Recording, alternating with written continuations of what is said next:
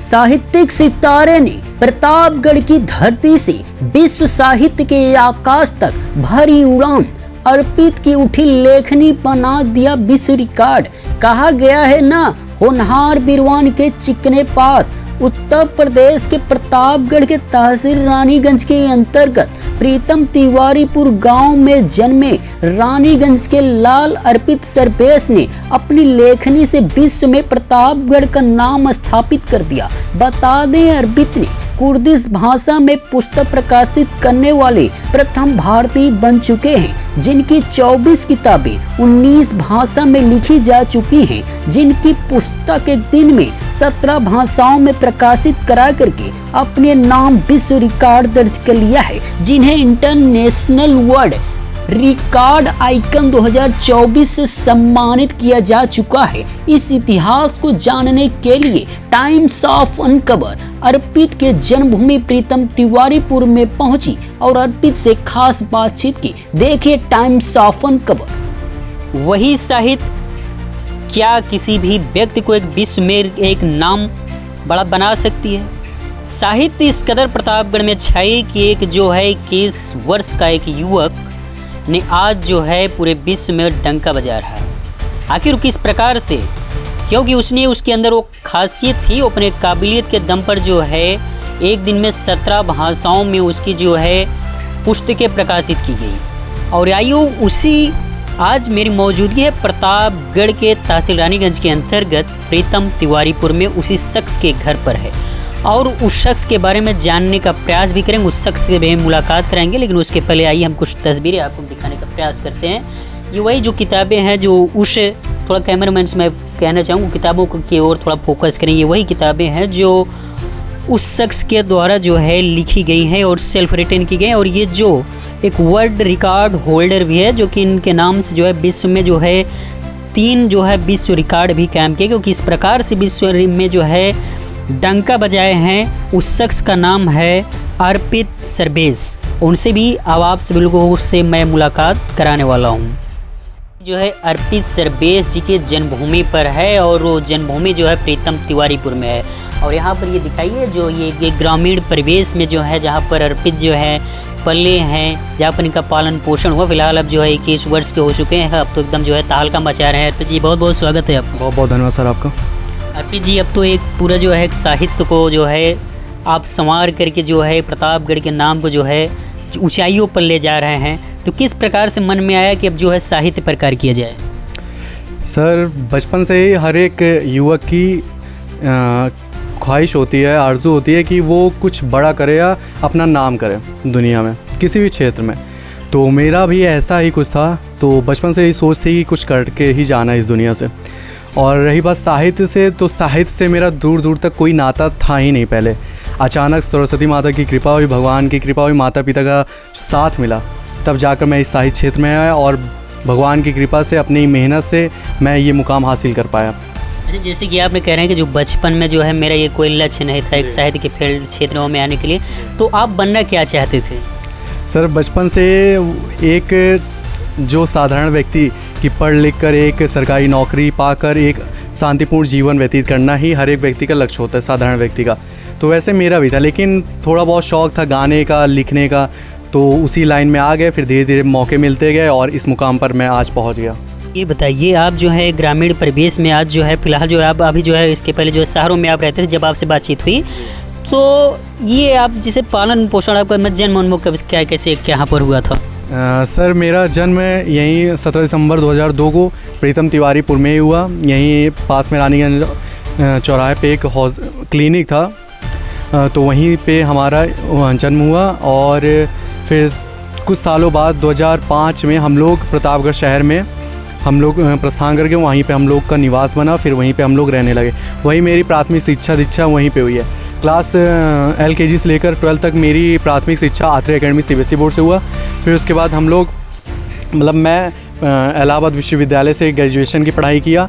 फिर बाबा Saheb Bhimrao Ambedkar central university Lucknow से मेरी MA की पढ़ाई शुरू हुई और अभी हाल ही में मेरा MA इंग्लिश लिटरेचर से कंप्लीट हुआ है।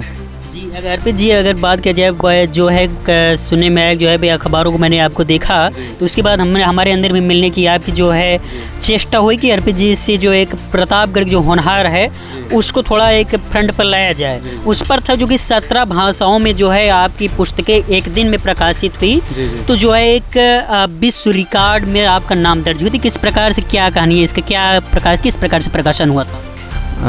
सर सबसे पहले तो 2022 में मेरी पहली कविता प्रकाशित हुई थी। लाइट ऑफ डार्कनेस एक संकलन था कविताओं का, तो उसमें मेरी पहली कविता प्रकाशित हुई माय क्लासमेट करके। फिर उसके बाद 2022 के ही दिसंबर में मेरा एक कंपटीशन हुआ था इंटरनेशनल लेवल पे कविताओं का, तो उसमें जो जोडिएक साइन होती है राशिफल, तो उस पर अपनी कविता आपको लिखनी थी इंग्लिश भाषा में, अंग्रेजी भाषा में। तो मुझे मौका मिला लेकिन मैं घबरा रहा था क्योंकि इंग्लिश मेरी उतनी अच्छी थी नहीं। तो मैंने कहा हिंदी में तो लिख सकते हैं, अंग्रेजी भाषा में लिखना मुश्किल है और वो भी इंटरनेशनल लेवल तक। तो मैंने कहा कोशिश करते हैं। मन में मेरा बचपन से ये है कि मुझे खुद पर विश्वास हमेशा से रहा है, हमेशा से कि मैं कुछ कर लूँगा। तो वही आत्मविश्वास मुझे यहाँ तक पहुँचाया है। तो मैंने कविता लिखी और उसके लिए मुझे पहला विश्व रिकॉर्ड मिला। मेरी जोडिएक साइन है कैप्रिकॉर्न, मकर राशि है मेरी, तो उस पर मैंने अंग्रेजी भाषा में कविता लिखी, उसके लिए पहला विश्व रिकॉर्ड मिला। फिर 2024 में 23 में लिखना शुरू हुआ था। 2024 में प्रकाशित हुई मेरी book words of Arpit, DJ publication Rajasthan के द्वारा। उसमें मैंने अपनी कुछ नीतियाँ लिखी, मतलब नीति क्या, जैसे कुछ मूल मंत्र जिसे आप कह लें, जो जीवन को सही मार्ग पर लाने के लिए मार्गदर्शन करने के लिए, वो मैंने लिखा, अर्पित वर्ड्स ऑफ अर्पित। फिर उसके बाद मैं 2 बुक प्रकाशित करने वाला था हिंदी और फ्रेंच लैंग्वेज में। तो जो पब्लिकेशन थे तो बहुत इंटरनेशनल पब्लिकेशन है उनका, तो बात हुई तो उन्होंने कहा ठीक है पब्लिश कर देंगे। बट उनका ये था कि वो जो कवर डिज़ाइन करते थे वो नेट से कॉपी करके फ़ोटो उसमें अपना नाम वगैरह लिख के ऐसे पब्लिश कर देते थे, लेकिन वो चीज़ मुझे नहीं सही लगी। मुझे हर चीज़ ओरिजिनल चाहिए, नया चाहिए। तो उन्होंने कहा ठीक है आप दूसरे पब्लिकेशंस करवा लीजिए। फिर मुझे थोड़ा बुरा लगा कि काश मैं वही करवा लेता, जो कवर वो डिज़ाइन कर रहे थे उसी में 2 बुक पब्लिश हो जाती। इंटरनेशनल वो पब्लिशर थे तो मेरा भी कुछ नाम हो जाता। तो उसके बाद फिर एक मुझे पब्लिकेशन मिले, वर्ड्स वीगल पब्लिकेशन, पटना का पब्लिकेशन है, उसकी पब्लिशर हैं नशेहा करीम जी। तो उनसे बात हुई मेरी, उनके ज़रिए मैंने 2 बुक में संकलनकर्ता के रूप में कार्य किया था, इंसेन लवर और अर्पित की नीति में। तो मेरे बारे में जानती थी पहले से, तो मैंने बताया मैम ऐसा कंटेंट है, तो उन्होंने कहा ठीक है करते हैं। तो उनके साथ मेरी 23 पुस्तकें नहीं उनके साथ, उस पब्लिकेशन के साथ मेरी 17, 18, 19, 20 उनके साथ मेरी 20 पुस्तकें प्रकाशित हुई उस पब्लिकेशन के ज़रिए। 20 मेरी स्वलिखित थी और 2 मेरी वो कंपाइलिंग मैंने की थी संकलनकर्ता के रूप में। तो उन्होंने मुझे बहुत सपोर्ट किया। नशेहा करीम जी वर्ड्स वीगल पब्लिकेशन की ऑनर हैं, पब्लिशर हैं। तो उनके ज़रिए फिर 5 नवंबर को मुझे विश्व रिकॉर्ड मिला दूसरा। एक दिन में मेरी 17 भाषाओं में बुक प्रकाशित हुई थी, जिसमें से 2 अपनी हिंदी और संस्कृत भारत की भाषा थी और 15 विदेशी भाषाओं में एक दिन में 21 साल की उम्र में प्रकाशित करने के लिए मुझे दूसरा विश्व रिकॉर्ड मिला। फिर 17 दिसंबर 2024 को मेरे जन्मदिन के अवसर पर मैंने 3 बुक प्रकाशित की, वैरायटी ऑफ इंडिया, भारत की वास्तविकता, वाक़ई वालिंदस्तान जो है कुर्दिश भाषा की पुस्तक है मेरी। वो पूरे विश्व में पहला भारतीय होने का मुझे गौरव प्राप्त हुआ कि ऐसा मैं पहला भारतीय बना जो उस भाषा में पुस्तक लिखा। तो उसमें मैंने मतलब भारत की जो वास्तविकता है, जो भारत में घटित हो, शिक्षा, राजनीति, हर क्षेत्र मैंने उसमें अच्छे से चर्चा की है। तो उसके लिए मुझे तीसरा विश्व रिकॉर्ड मिला मेरे जन्मदिन के अवसर पर। फिर अप्रैल महीने में 2025 में मेरी 2 पुस्तकें प्रकाशित हुई। पहला रामनवमी के दिन तुम्हारा जवाब और दूसरा था क्वेश्चंस ऑफ एवरीवन, 30 अप्रैल अक्षय तृतीया के अवसर पर प्रकाशित हुई। और अभी हाल ही में 15 अगस्त को मेरी एक नई पुस्तक प्रकाशित होने वाली है, जिसमें 251 कविताओं का संकलन जो मैंने खुद लिखा है और 251 विषय पर है। उसका नाम है पद्यांजलि। जैसे रविन्द्रनाथ टैगोर जी की है गीतांजलि, वैसे ही मेरी पद्यांजलि है। तो उसको मैं लिख रहा हूँ और 15 अगस्त को वो प्रकाशित होने वाली है। और ऐसे ही मेरा साहित्य क्षेत्र से जुड़ाव हो गया और कई अंतर्राष्ट्रीय सम्मान मिले। और अभी हाल ही में आज के ही दिन, अभी दोपहर में ही मेरे पास मैसेज आया, मुझे ग्लोबल आइकन अवार्ड 2025 के लिए सम्मानित किया गया और डॉक्टर BR अम्बेडकर राष्ट्रीय सम्मान 2025 से मुझे सम्मानित किया जा रहा है। अर्पित जी, जो आप 17 भाषाओं की आप बात करें, 17 भाषाओं को जो है किस प्रकार, मतलब ये आप खुद आती है 17 भाषाओं की, मतलब किस प्रकार से आप इसको लिखवाए, प्रकाशन हुआ था आपका? सर 17 भाषाओं में मेरी बुक प्रकाशित, 17 नहीं मेरी 19 भाषाओं में बुक अभी तक प्रकाशित हो चुकी हैं, जितनी पुस्तकें हैं कुल मिलाकर। तो 17 भाषाओं में कुछ भाषाएं मुझे आती भी हैं और कुछ भाषाओं में मैंने ट्रांसलेशन किया है। लेकिन जैसे आप अपनी स्वलिखित पुस्तक अभी तक वो कहीं पब्लिश नहीं की है और उसको आप तुरंत पब्लिश कर रहे हैं अलग अलग भाषाओं में, तो वो ओरिजिनल वर्क में ही आपके आएगा, वो ट्रांसलेशन में नहीं आएगा। तो मेरी स्वलिखित ही वो मानी जाएगी सब। और कुछ भाषाएं मुझे आती भी हैं और कुछ मैंने सीखी थोड़ी बहुत और कुछ ट्रांसलेशन करके हुआ। तो ऐसे ही 19 भाषाओं में मेरी पुस्तक प्रकाशित हुई। अर्पित, आप तो एक साहित्यकार हैं। आज हम और आप जो है ग्रामीण परिवेश में जो है टहल करके वीडियो शूट कर रहे हैं। तो आज वर्तमान दृष्टि में आप ग्रामीण परिवेश को साहित्य की नज़रों से किस प्रकार से देखते हैं? सर गांव से, ग्रामीण क्षेत्र से मेरा जुड़ाव बचपन से था और आज भी है। आज भी मैं शहर में रहता हूं और भी कई जगह पे मैं जाता रहता हूं। लेकिन मैं हर बार कोशिश करता हूं कि महीने में कम से कम 1-2 बार तो मुझे अपने गांव में आना ही है। अभी मैं पिछले हफ्ते भी गांव आया था, उसके पहले हफ्ते में भी आया था और आज फिर आपके सामने हूँ ही। तो गांव से मेरा हमेशा से जुड़ाव रहा है। और वो कहते हैं ना कि जब तक आप अपने जड़ से ना जुड़े रहें तब तक आपका कोई अस्तित्व हो ही नहीं सकता है, किसी भी क्षेत्र में, किसी मतलब आपकी ज़िंदगी में भी नहीं हो सकता है। तो आपको जो आपकी जड़ है, मतलब जहाँ से आपका जन्म हुआ है, जहाँ से आपका पहचान आपकी बनी, जहाँ से आपका अस्तित्व हुआ इस दुनिया में, तो वहाँ से आपको जुड़ाव रखना चाहिए। और इससे मैं मानता हूँ कि इससे आपको बहुत कुछ सीखने को मिलता है। क्योंकि मेरी जो पुस्तकें हैं आप उसमें देखेंगे जीवन के मार्गदर्शन के लिए या जीवन की जो सच्चाई या अपने भारत की जो सच्चाई है, मैं हमेशा सच पर ही लिखता हूँ ज़्यादातर।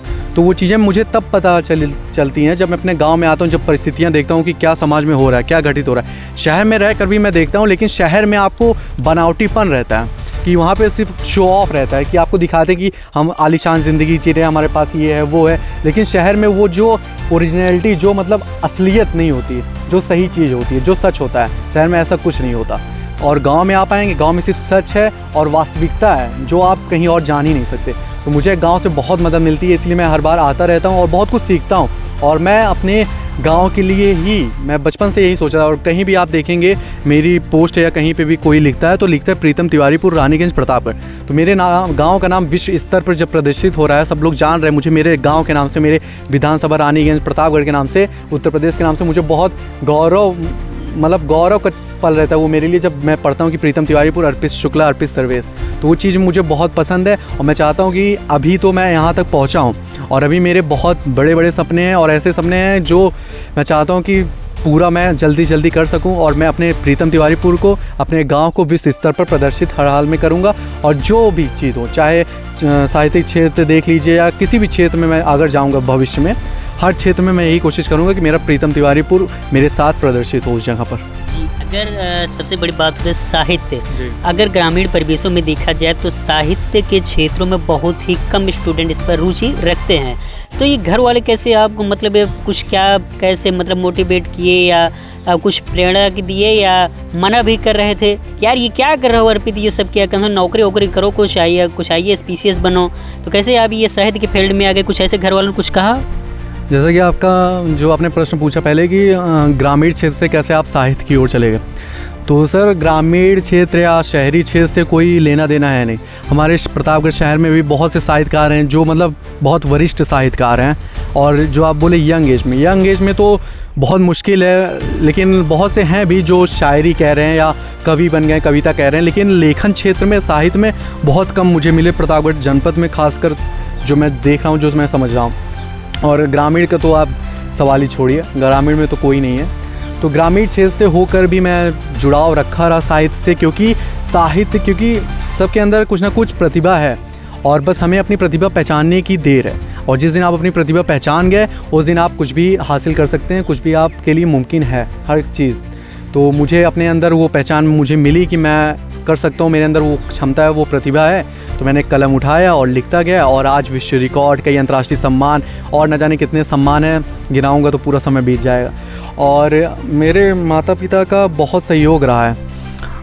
माता पिता भी, हर एक माता पिता चाहते हैं जो मध्यम वर्गीय परिवार के या गरीब परिवार के हैं कि उनका बेटा IAS बने, PCS बने, डॉक्टर, इंजीनियर, टीचर, प्रोफेसर बने, बड़े क्षेत्र में जाए, उनका नाम करे, पैसा कमाए।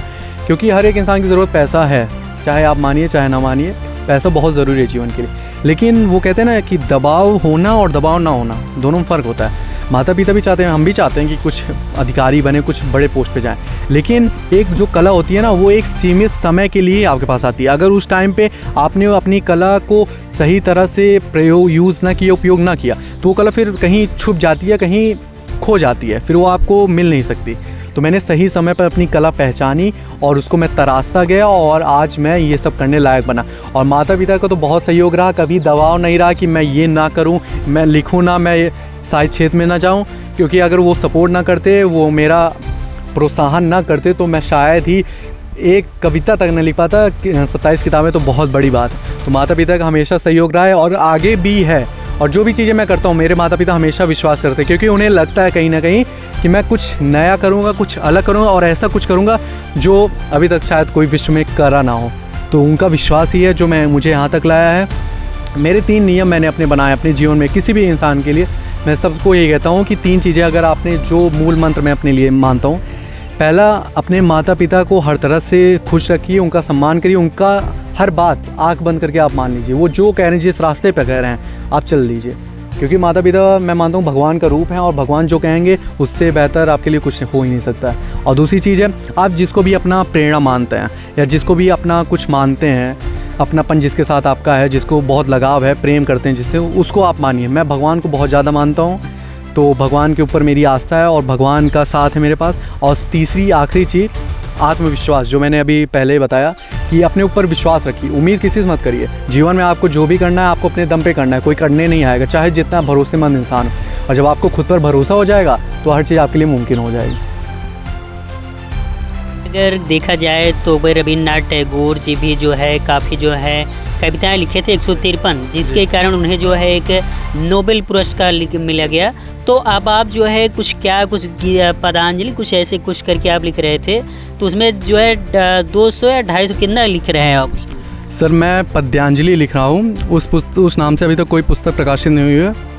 तो उसमें मैंने 251 कविताओं का संकलन लिखा, मतलब वो मेरी स्वलिखित कविताएं, और 251 अलग अलग विषय पर है। रविन्द्रनाथ टैगोर जी, उनको नोबेल प्राइज़ मिला था। 153 कविता उन्होंने गीतांजलि में लिखा, स्वलिखित जो ओरिजिनल गीतांजलि थी बंगाली में।